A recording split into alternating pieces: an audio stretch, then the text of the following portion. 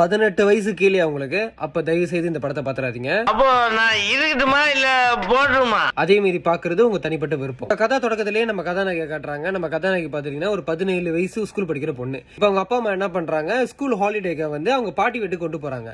பாட்டி வீட்டுக்கு கொண்டு போற இடத்துல அங்க ஒரு பையன் கூட வந்து நம்ம கதாநாயகிக்கு பழக்கம் வருது. பழக்கம் வந்து காதலா மாறுது. காதல் ஒரு நாள் என்ன ஆகுது, இந்த பையனும் அந்த பொண்ணும் வந்து ஒன்னா இருந்துடுறாங்க. இப்ப இந்த நம்ம கதாநாயகி வந்து ஃபர்ஸ்ட் டைம் ஒரு பையன் கூட லவ் பண்ணி ஒன்னா இருக்கிறாங்க.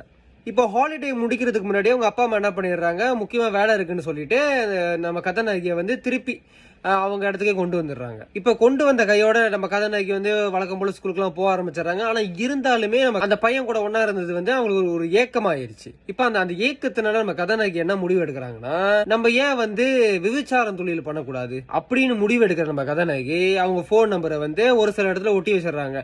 இந்த மாதிரி நான் வந்து இந்த மாதிரி தொழில் பண்றேன், உங்களுக்கு வேணும்னா என்ன வந்து கால் பண்ணி கூப்பிடலாம் அப்படின்ற மாதிரி. இந்த விலை மாது தொழிலை பண்ண ஆரம்பிச்சோன்னா நம்ம கதாநாயகி வாழ்க்கையில என்னெல்லாம் கோத்ரூ பண்ண போறாங்க, கடைசியா திருந்துறாங்க இல்லையா.